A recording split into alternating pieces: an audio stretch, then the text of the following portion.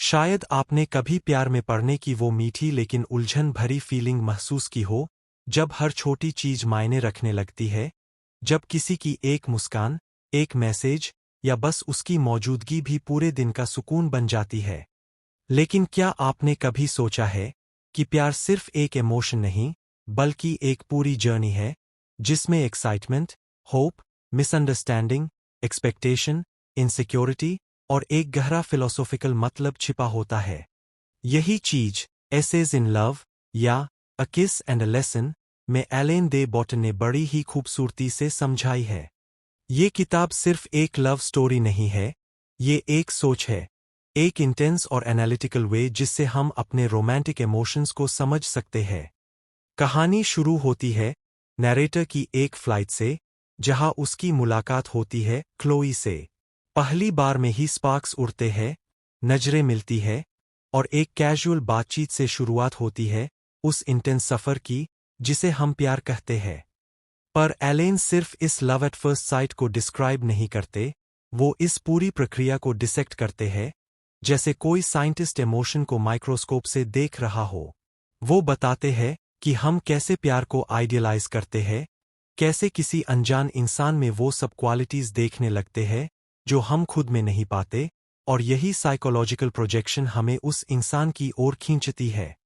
Allen लिखते हैं कि जब हम प्यार में होते हैं तो हर चीज सडनली मीनिंगफुल लगने लगती है, एक नॉर्मल टेक्स्ट भी पोएट्री बन जाती है और एक कैजुअल साइलेंस भी सोलफुल लगता है। लेकिन यही जगह होती है जहां मिसअंडरस्टैंडिंग और ओवरथिंकिंग शुरू होती है। किताब ब्रिलियंटली एक्सप्लोर करती है कि हम अपने अंदर की इनसिक्योरिटी को कैसे दूसरे के एक्शन से वैलिडेट करने लगते हैं। एक लेट रिप्लाई से लगता है कि शायद फीलिंग्स बदल गई है, एक प्लान कैंसल होने से लगता है कि प्यार खत्म हो गया है। ये सिर्फ कहानी नहीं, एक सेल्फ अवेयरनेस की क्लास है।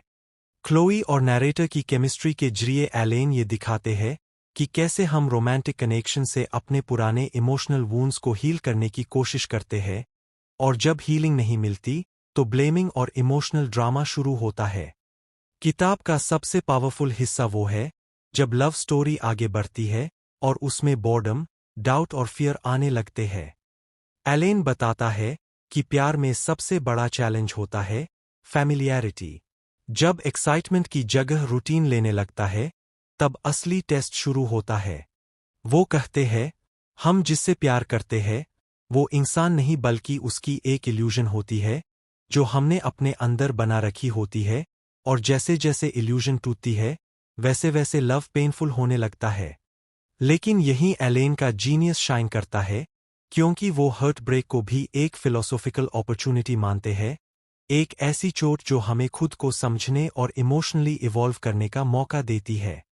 क्लोई और नैरेटर के बीच जो आर्ग्यूमेंट्स होते हैं, जो मिसअंडरस्टैंडिंग्स होती है, वो सब हमें मिरर की तरह हमारे खुद के रोमांटिक बिहेवियर को रिफ्लेक्ट करते हैं।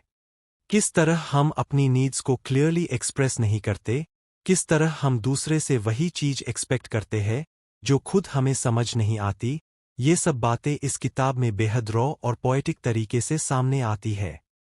एसेज इन लव की सबसे खास बात यह है कि ये आपको सिखाती है कि प्यार करना एक स्किल है। ये कोई एक मैजिकल इवेंट नहीं, बल्कि एक थॉटफुल प्रोसेस है जिसमें पेशेंस, अवेयरनेस और एक्सेप्टेंस की जरूरत होती है। और जब रिश्ता खत्म होता है, तब भी एलेन उसे फेलियर नहीं मानते, बल्कि वो कहते हैं कि हर लव स्टोरी, चाहे वो खत्म हो जाए, कुछ न कुछ वैल्यूएबल छोड़ जाती है, एक लेसन, एक फीलिंग, एक ग्रोथ। और यही किताब का सबसे इमोशनली सैटिस्फाइंग हिस्सा है, जब नैरेटर हर्ट ब्रेक के बाद खुद को समझने लगता है, खुद के साथ टाइम बिताता है, और धीरे धीरे उस पेन से बाहर निकलकर एक नए अंडरस्टैंडिंग तक पहुंचता है। जैसे किसी ने प्यार के हर पल को माइक्रोस्कोप में रखकर एनालाइज किया हो, लेकिन वो एनालिसिस बोरिंग नहीं बल्कि पोएटिक, रिलेटेबल और डीपली ह्यूमन लगता है। अगर आप भी कभी प्यार में पड़े हैं, किसी को डीपली चाहा है या दिल टूटा है, तो ये किताब आपके हर इमोशन को शब्द देगी। ये आपको सिर्फ प्यार सिखाएगी नहीं, प्यार में खुद को कैसे खोए बिना प्यार किया जाए, ये भी समझाएगी। एसेज इन लव एक ऐसी किताब है जो आपको बार बार अपनी ही मेमोरीज में ले जाएगी, वो छोटे मोमेंट्स जो बहुत बड़े लगते थे, वो साइलेंस जो दिल को चीरते थे, वो फाइट्स जो सिर्फ प्यार की कन्फर्मेशन मांगती थीं, और वो क्लोजर जो शायद कभी मिला ही नहीं। एलेन दे बॉटन की ये किताब सिर्फ पढ़ने की नहीं, महसूस करने की चीज है, क्योंकि इसमें हर उस दिल की कहानी है जिसने कभी किसी और के लिए धड़कना सीखा था। प्यार के इस सफर में ना सिर्फ क्लोई और नैरेटर की जर्नी दिखती है, बल्कि आपकी अपनी भी, एक आईना जिसमें आप खुद को देख सकते हैं, प्यार में, टूटते हुए और फिर दोबारा बनते हुए। हमारी टीम अब तक यूट्यूब के माध्यम से ऐसी कई प्रेरणादायक किताबें आप तक पहुंचा चुकी है, जिन्हें सुनकर हजारों लोगों ने अपने जीवन में महत्वपूर्ण बदलाव किए हैं।